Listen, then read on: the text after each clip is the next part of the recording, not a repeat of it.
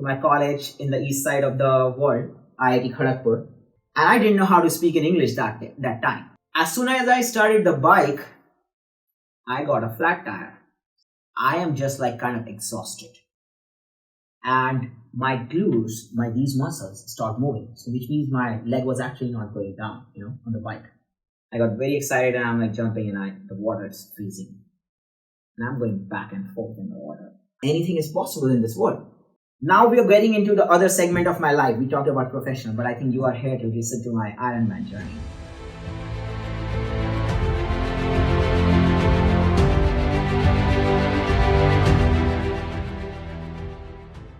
Here is the journey of my life of my past 10 years. So 10 years ago, 2012, I'm in India. I took my first move from New Delhi to my college in the east side of the world, IIT Kharagpur. And on the first day, I was sitting in this orientation program looking at the college president, the student president. And I didn't know how to speak in English that time. And I was like, I want to be this guy. Because I just like how he's charming on the stage and interacting with 1,300 students. And that just inspired me and created a dream for me on my first day of the college.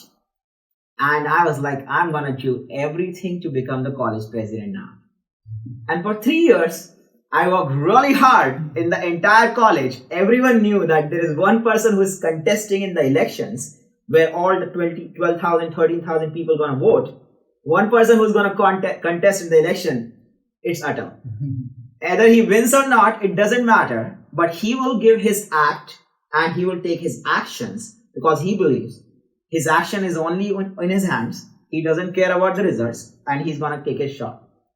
And I contested in that election. I taught myself how to speak in English and I won with the highest margin in the history of the college.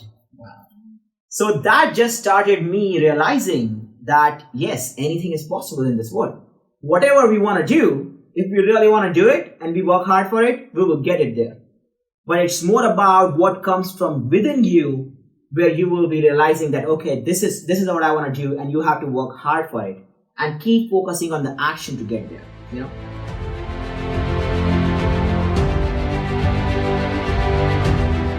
Now the second part of the story, now I became the college president, and I'm like very happy about it. Now it's about doing for the people. That's what I signed up for.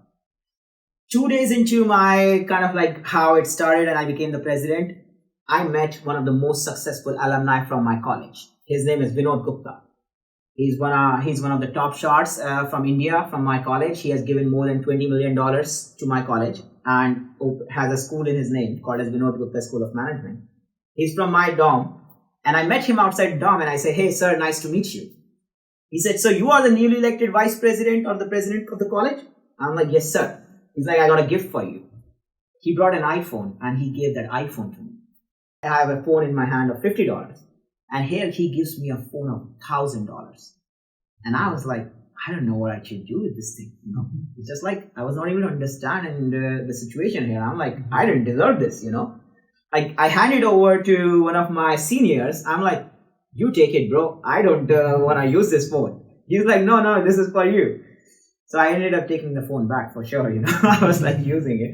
But that's how I made one of the most beautiful connections in my life. And then I walked with him throughout the hostel. We went on a walk and I told him, sir, this is what we want to get done in the institute. And he being a philanthropist, he wanted to help and give back in more ways. So we met. And here I am. I didn't send a thank you email to him because I was just being the president and I wanted to get things done. I got too busy. 2 days later, he sent me an email that, hey, it was great meeting you. And here I'm like a little ashamed. I'm like, I should have thanked him first, about this iPhone at least, what I got. And 2 days later, he sent this email and here I am. And I kind of replied back to him that, hey, I am very grateful to you. I'm thankful that everything that you do for the college and how you help our community. And he just replied back, hey, what are you doing in summers? Come to US and work with us. I'm like, what is happening? Here I don't have a summer internship planned for myself. And here I met this amazing man. And he wants me to come to America, which is like a dream for most of the people in the world. I'm like, yes, sir, I would love to come. Immediately, I replied in 10 minutes. I'm like, yes, sir, I want to come. And that's how I decided and came to the US to do an internship that summer. Now I continue building in this relationship because, in my opinion, relationships are very important in life. For us to live a good life, we need to have very healthy, good quality relationships. So I built this relationship with him as well as a lot of people as I came on this visit to the US. And as I was graduating at the end of my final year, he said, do you want to study here? I would love to sponsor some of your fees. And at that time, I wanted to really do a startup, and I did take a job from my campus because I wanted to do something for the community in a big way.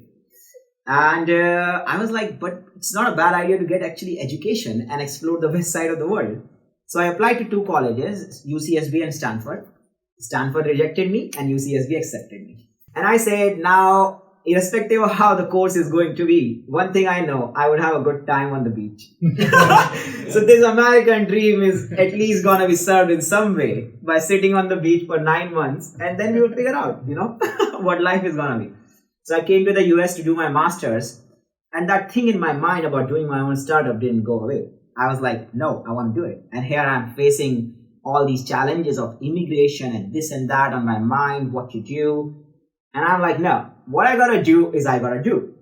And I'm like, okay, so there was this competition in the final 3 months, entrepreneurship competition, and I participated in that competition.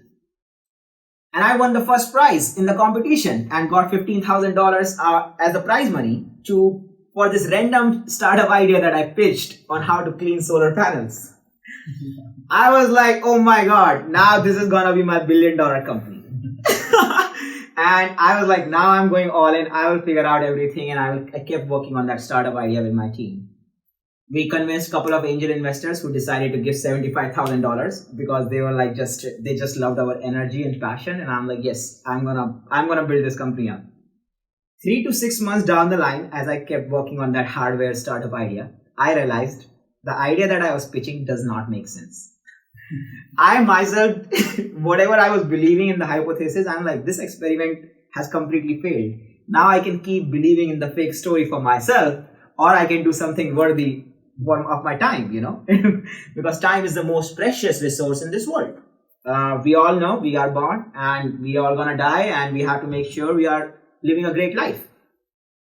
So as I went on this journey of 3 to 6 months on the startup, after that I'm like, I should take a job. So I gave away whatever money was left from the investment back to the investors, and I took my first job. But at that time, I knew that I have to learn before I do anything else, So I took my job at one of the healthcare company as product manager, and product management is something I enjoy. So I joined there, worked there for 2 years, and this passion started coming back at me that, hey, I want to do something more, So during COVID, I kind of pitched a hackathon idea within the company that, hey, let's help people find COVID testing locations because people were struggling to find where to get tested. Every day, the locations were changing. So I pitched this idea, and it started becoming a big thing in the company. And it helped more than 10 million people find COVID testing locations across the country. And Andrew Cuomo, who was a good guy at that time, the governor of New York, he kind of had this laptop and he pitched our website as a part of it. He's like, hey, this is where you can go get COVID testing locations and find it. I was like, wow, that's a success, Coming from somewhere in India, from a remote village like Rampur in Uttar Pradesh, where I was born and brought up, to now in one of the dream countries for humans. Here I am creating value for so many people around the world. That just fulfilled me so much. And but things do not end everywhere the way you want. This is the truth of life. My startup failed, and then I got fired from that job. And I was like, I worked so hard for this product, and I got fired. It was very hard for me to digest that I got fired by working hard. But at the same time, these situations kind of teach us that there is so much better we can still do, which means I could have taken this getting fired in a lot of ways, One could be like, hey, I don't want to change. There was nothing wrong with me. Or one is, hey, I can learn something from this experience and move forward. So I took the best of that experience I knew there were things about my relationship with my manager which could have been a lot better, which I didn't know at that time. I'm like, I want to grow, I want to grow. I want to become a better human being. So whatever I did not learn, I'm like, this is what I learned. And I started searching for a new job. In a month, I got 3 job offers that started paying me double the pay of what I was making there, and 2 roles higher than what I was working there. And I was like, wow, this isn't that bad. But I also knew I had to grow and become a better human and learn how to work with manager. So then I started kind of like going into learning about working with people a lot better. And that was my last job with the company where I worked for 2 years. And in 6 months, I got promoted in that company again, which is like, okay, whatever I worked on actually was delivering value. Now we are getting into the other segment of my life. We talked about professional, but I think you are here to listen to my Ironman journey.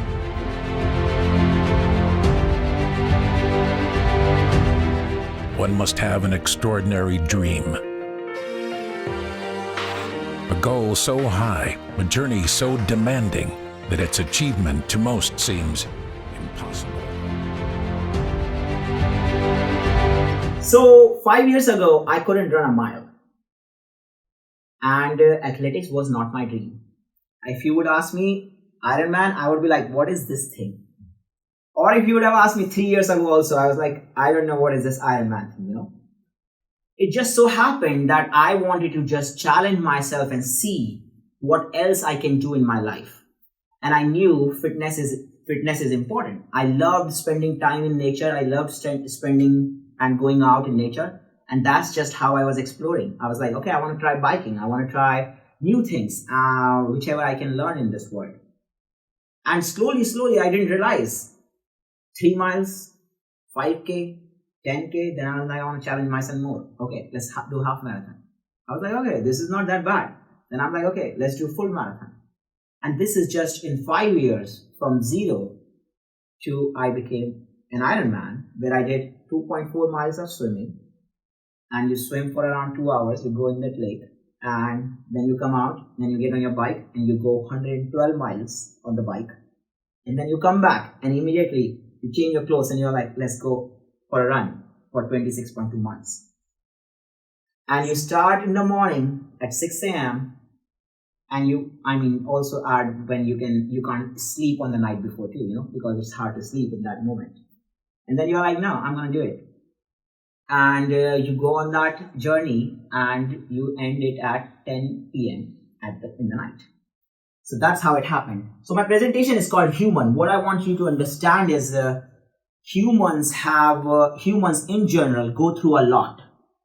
And I will talk about my part of like going through depression also last year. And I want us to understand that all these experiences are a part of human life. At the same time, we can still do so much more. Because the potential of a human mind is still unexplored. And if we think about it, we are all explorers on this planet, and we are all walking and trying to figure out what's the best life for us. I don't think anyone has figured out. The way I look at it, I think about Gandhi. Gandhi said, my experiments with truth.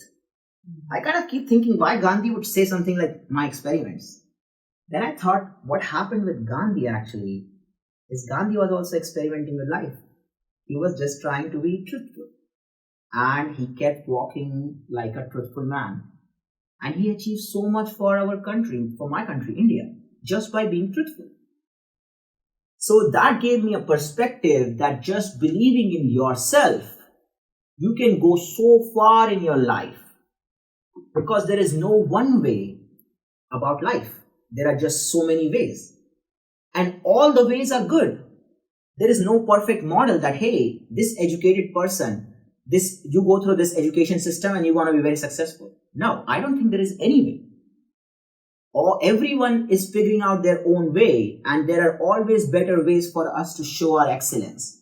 But what is more important is to actually do and give our best. Because that is in our hands always. But results, no, that's not in our hand. So it was never in our hand, it will never be in our hand. And that is something which we should not focus on.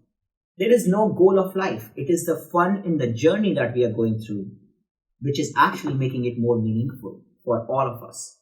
So whatever we are experiencing in this very moment, by sitting together, our consciousness, This is the journey. From today, I'm going to learn from you all. And today, you're going to learn something from me. And this is all life is about. These memories, these moments. You are going to take inspiration from here and you're going to become great leaders for the world. And same, I'm going to learn from you all and I'm going to take the best from you all. That's just how life works. So that's kind of where I have touched a lot of topics about my Ironman journey. Now, either we can do Q&A or I can go deep into my race day, whatever you prefer. All of us would like to hear, because this is something which is living in the moment and living on the edge. Right? Living in the moment and living on the edge. Mm-hmm. We want to hear that. Yes, so definitely. I think I do live on the edge most of my life. I will tell you why. So I got laid off on November 1st from my job. And I have 60 days as an H-1B holder to actually find a new job. Different people approach these things in different ways. I will tell you how I approached. So I asked myself, what are the things I want to accomplish in this country if I have to leave in 60 days? So I said, this dream, this dream, this dream. Okay. Then I started running towards my dream. So if you ask me that, Atal, did you have a dream to run a full Ironman race? If you would have asked me this in October, I would have said no. I didn't have a dream. Because this was just not a part of my journey, I was not curious about running a race for the sake of showing to others. I was trained because I always believed in training, but I never did it training in the mindset of running an Ironman race. I just never did that way. But when I was on November 1st, and I'm like, okay, what do I want to do? I'm like, if I'm leaving this country, then I better run this Ironman race. So I looked up all across everywhere in US. I'm like, what are the races left? And I found one race in Ironman Arizona, which was still going to happen on November 20th. It was a sold out race. I knocked on every door of this country. I said, I want to run this race. And I'm like, hey, I got laid off and I want to run this race before I leave this country. And somehow from the entire universe, someone said, hey, you got to raise money now from the people if you want to run this race. I'm like, I'm going to raise money, and otherwise I'm going to pay from my severance, but I will run this race before I leave this country. So I raised $3,000 to be able to run this race on November 20th. And this was the decision I made on November 10th. And think about it. Ironman is a really endurance challenge. And here I am, who has not jumped in the water in a lake in the last 14 months. And I was like, what should I do? Death of a dreamer or death of dreams? Right? It's a hard situation. But at the same time, it's about taking calculated risk. I knew I can get in the water now, at least, right? And I'm going to touch on the previous story about me drowning also. But in this moment, I knew that if I could do it 14 months ago, like getting into the water, I should be able to do it now also. But I just know I was not trained. So what I did is I was like, okay, I want to give it a shot. And here I am without any swimming kind of experience in the last 14 months. And I'm here ready to jump right in Arizona, actually 2 days before the race. And I learned that, okay, they have a practice swim the day before so that you can test out the water in the lake, So I was like, yes, this is going to help me at least get comfortable in the water. I'm there in the venue day before the race, and I'm talking to people there, and I'm like, hey, I'm going to be practicing my swim. And they're like, hey, you registered late, so your name is not in the list, and without a timing chip, you can't jump in the water. I'm like, are you kidding me? Are you saying tomorrow on the race day is when I'm going to jump in a freezing lake after 14 months without practice? I'm like, I didn't sign up for this far, I'm like, I signed up, I knew in some things, but not this level. And I was freaking out the day before the race. And I'm like, oh my God, here I am stuck, and I want to run this. I want to do this race so badly. At the same time, I have not been in water, and I have not been in deep water, which is my biggest challenge most of the time. And I'm in Tempe, and I called all the swimming pools nearby. I'm like, whoever got a deep water pool where I can go in 15 feet deep, so that at least I know how to kind of walk around, in freezing water. That at least gives me some confidence. So at that time, I made this decision, and I went in the pool. I biked really fast from there. I'm like, it was closing in 2 hours. I'm like, I gotta be in water right now for at least an hour to be comfortable with this. So I did that, and now now we're gonna talk about the race day. So here I am, and in the morning at 4 a.m., and I'm like all anxious because this is way above my level of training. And I'm like, how I'm going to do this? And I was like, no, if you do half, it's okay, because it doesn't matter, sometimes it's just like giving you a chance, giving you a shot, which is what I want to preach and I want to believe in. And in the morning, I'm standing in the queue for getting into the water, and I don't have a timing chip as well. And 30 seconds before the race, they are like, hey, this is your timing chip. I'm like, thank you. Now at least I can jump in the water.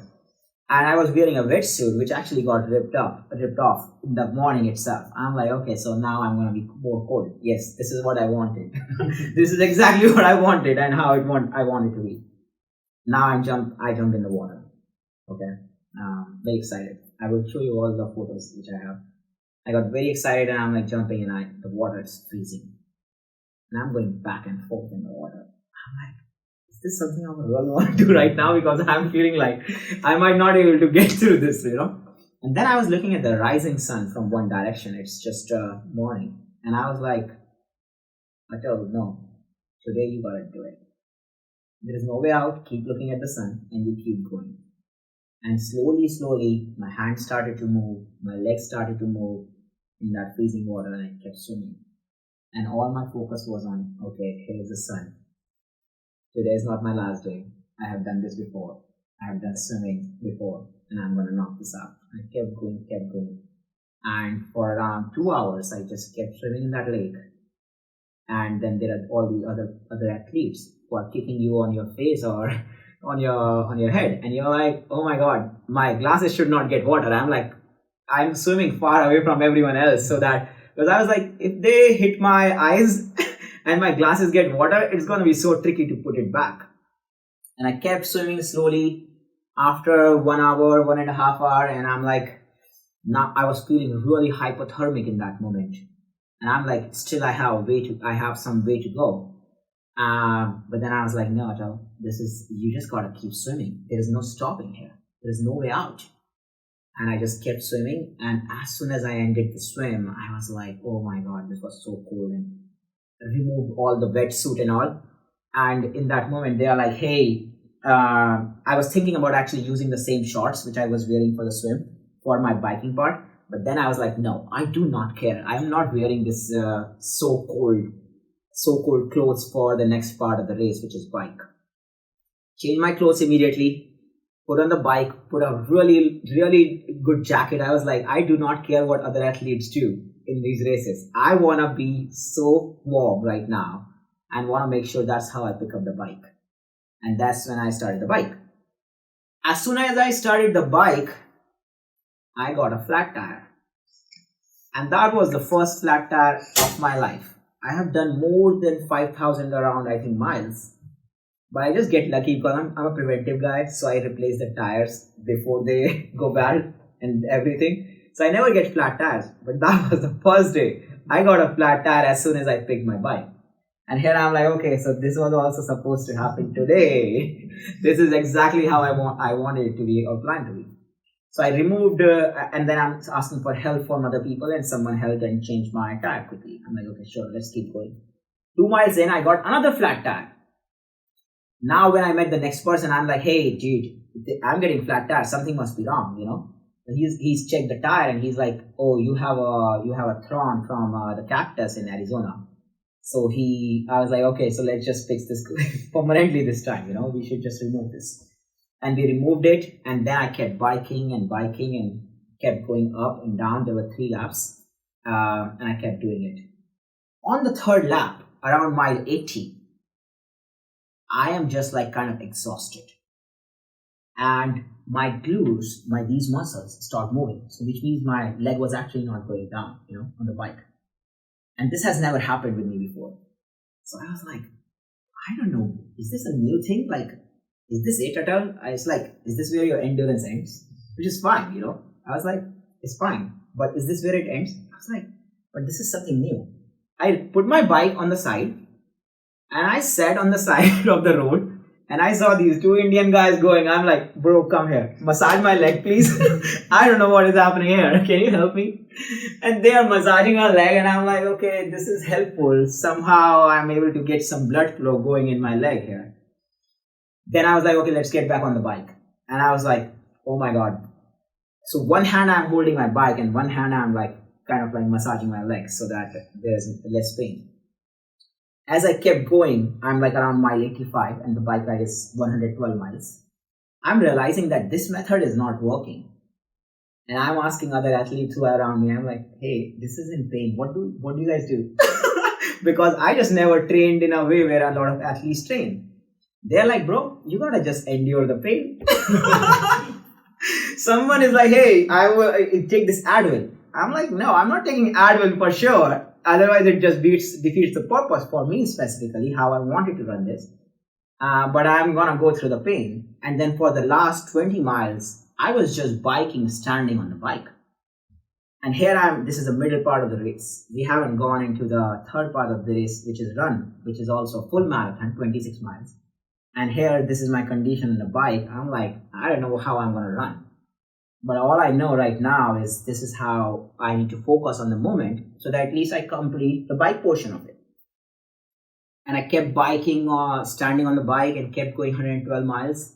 And as soon as I was done with the bike, I'm like, okay, now let's just quickly change and get on the right run portion. So I have new shoes and everything. And I'm like, this time, focus is not about how fast I complete this run. I got to make sure I'm doing a good form run and making sure my energy is conserved, because otherwise I'm going to lose a lot of extra energy in just this process. Kept going slowly. I'm looking at all of the people around me. They're like, most of the people are kind of like just walking. I'm like, no, I have to go on my own form. And I have to keep walking with my own form, whichever I believe, in my own pace. Because there is no competition. There is just me yesterday and my today. And my today is more beautiful than my yesterday. That's all that matters to me. Kept going this way slowly for around 15-16 miles. 15-16 miles, slowly. I was like, wow, that is just like, at least I have run more than half marathon now, 30 miles.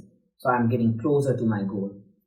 And around 16-17, it's like late in the night. We are at 6 p.m., 7 p.m. Sun is already down. And I'm like, I don't know how to do the rest. But I was like, just got to keep pushing forward. Slowly. So I was walking really fast, and downhill I will run really fast and then walk and then run.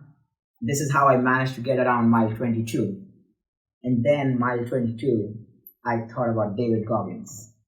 He has a book called as Can't Hurt Me. And I remembered from that book that how he kind of portrays about running, you kind of endure the pain that you go through. And for the rest 4 miles, it was just me with myself, and I was like, today is the first day, Atal. You are becoming a runner. You are not a runner, but today you're going to become a runner, and you got to keep pushing forward. And from mile 22 to mile 26.2, I always finished strong. And I was dancing on the finish line, because I was like, now I just crushed it. So that's my story about the race day. I started with a lot of anxiety, but I just kept focusing on the moment, just the next moment. At the start of the swim, just the next moment of being able to look at the sun and focus on how far can I go. And then bike ride, the same thing. And this is just how I ran the full Ironman race, So my message is, anything is possible. Everything is possible.